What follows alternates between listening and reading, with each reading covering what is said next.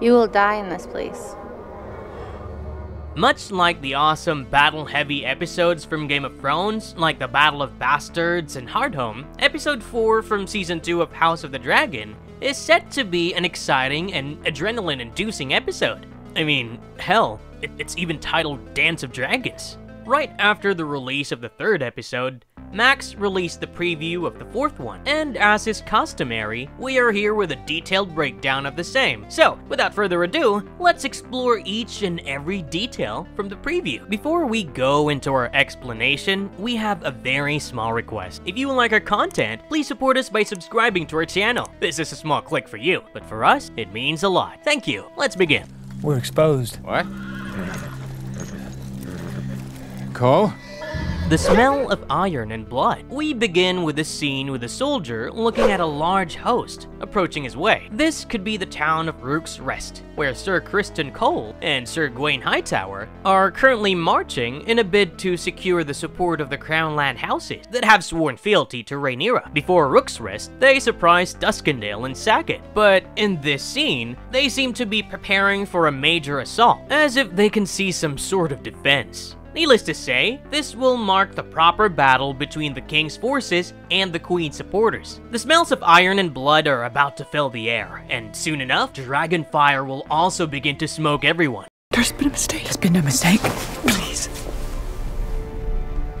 You can... Allison misses the piece. In the very next one, the meeting between Allison and Rhaenyra from episode 3 begins to show its effect. Both Rhaenyra and Allison always knew that men would fight to quench their thirst for glory, blood, and madness, while giving no thought to restraint. Allison was supporting her son all along, but now, it's not hard for her to see exactly what her two eldest sons are. She speaks to Rhaenyra strong and misses the time when her husband, King Viserys, ruled over the Seven Kingdoms. It may not be as prosperous as she would have liked. The realm was at peace, which is far from what the realm is, you know, under Aegon's rule.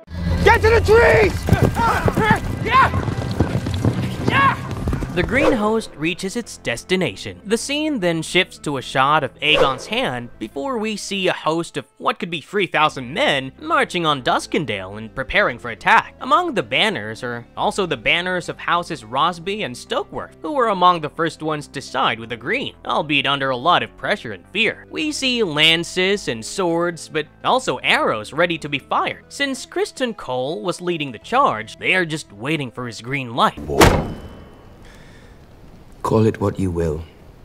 I call it war. Allison smacks the king verbally. So, Allison has started to show resentment towards her son. This reminds me of the time when Cersei knew what a shitty king her son was, but never really dared to question him after Joffrey threatened her. Although I love the slap she placed on his face. Anyway, here, Allison tells Aegon that he was not half the king that his father was. He warns her to tread carefully, but she doesn't budge, and reminds him that she is his mother and that she has nothing to fear him for. Allison is pretty much disappointed in both Aemond and Aegon, and, you know, I believe the war will take a much different course than what we saw in the book. Having said that, the final destination of this altered course would definitely be the same.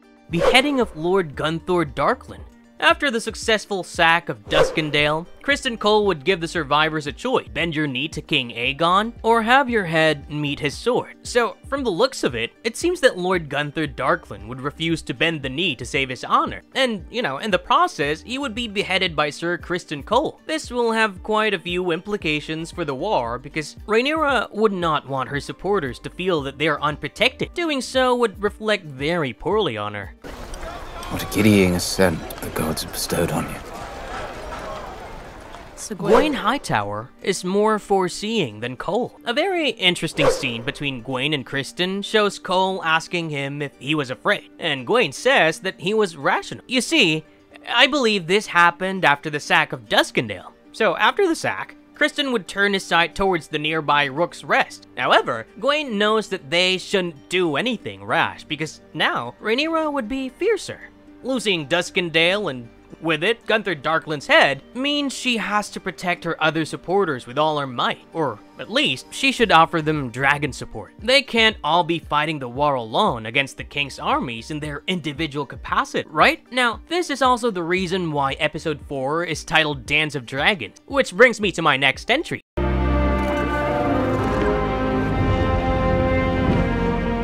all about Rooks Rest, Melees, and Rhaenys. See, Criston Cole, serving as hand, uses more aggressive strategies against the opponent, setting a trap at Rooks Rest and attacking surrounding areas. Upon reaching Rooks Rest, they face resistance, but continue their aggressive assault. We even see a shot of an army marching toward a great castle. I'm assuming this is the castle of Rooks Rest, where Lord Staunton is holed up. He would send a message to Rhaenyra seeking support, and she would send her most experienced dragger rider to take care of the situation. I saw a small shot of Rhaenys approaching Melees in Dragonstone. Of course, she would be preparing to go off to battle. And yeah, it makes sense. Rhaenyra could not possibly send men to help Lord Staunton. And dragons are the fastest mode of transportation, while being the fiercest form of offense. Unfortunately though, Princess Rhaenys, nicknamed the Queen Who Never Was, and her dragon, Melees, known as the Red Queen, are expected to die in episode 4 of season 2. I'm claiming Harrenhal. More visions for Daemon. Daemon gets visions during his stay at Harrenhal. It seems like he would go a bit crazy during his stay due to his hallucinations and, maybe Alice Rivers would have a hand in this. Because, you see, in the books, she's known to be some sort of a witch. And you can consider her to be the House of the Dragon version of Lady Melisandre from Game of Thrones. She is also supposed to entice Aemon when he arrives at Harrenhal later in the show. She would then go on to claim that she bears his son in her belly. Unfortunately though, we would not see much of Daemon in episode 4. And you'll take Aemond and Vhagar? Vhagar will remain here. Aegon will take charge. Until the 4th episode, Aegon's story has been all about trying to prove his worth. He was scolded by his grandfather Cumhand, and then he was told by Larys that he is weak. He knows Aemon doesn't respect him and would be a worthier king. And finally, Allison has also started to talk smack. Additionally, he lost his son in an extremely brutal fashion, and as king, he could not protect his eldest son. All of this is forcing him to prove his worth. I believe he would learn that there has been a standoff at Rooks Rest because of Lord Staunton closing the gate. This would be the perfect opportunity for him to ride Sunfire, the beautiful golden dragon, and go off to battle. Of course, an inexperienced dragon rider like Aegon, who happens to be the king, would need support. So Aemond will follow him on Vhagar. During the battle, Rhaenys' dragon Melees is attacked by King Aegon II's dragon Sunfire and Prince Aemon's dragon Vhagar. A deadly aerial dragon fight ensues, ultimately resulting in Melees being severely damaged and Rhaenyra dying beside her fallen dragon. They may even find her charred body lying next to her dragon. On the other hand, a part of Sunfire's wing would be hurt so badly that he would be unable to fly. They would leave him on the fields of Rooks Rest, where he would feed on cattle and corpses. The battle leads to significant losses on both sides, with Cole losing 800 soldiers to Dragonfire and Aegon II being incapacitated for a year. In the aftermath though, Prince Aemond acts as king while Aegon recovers. That is why, in one of the scenes in another trailer, Aemond is seen holding Blackfire, the sword of King Aegon the Conqueror, as well as Aegon II.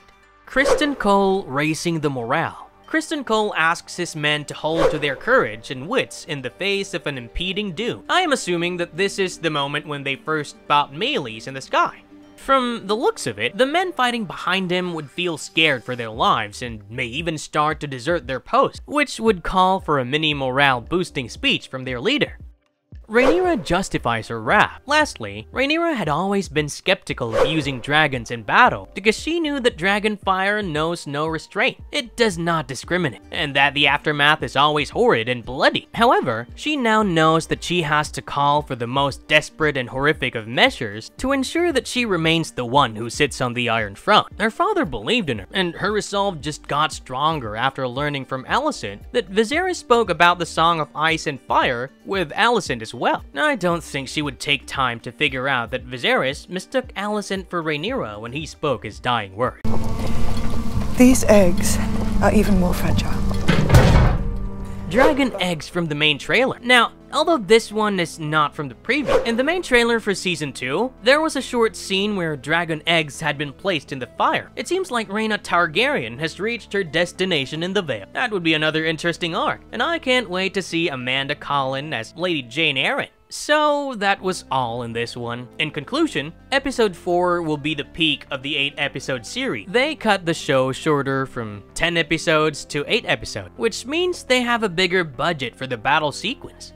In the aftermath of the Battle of Rooks Rest, both sides would suffer heavy casualties. Rhaenyra loses 2 major supporters, as well as one of her fiercest dragons and dragon riders. Aegon would be incompetent to rule, and Daemon would take over in his stead. Needless to say, these blows will not be easy to forget or repair. However, much more is to come in the ensuing episode. Soon, the Black Forces would start prepping. Then there's the sowing of the seed, the battle above God's Eye, and a plethora of other exciting events. Just hold tight and stay with us as we have more sites to show you. And if you liked our content, don't forget to leave a like and subscribe to it if you haven't already. Have a good one and be safe. Thanks everyone.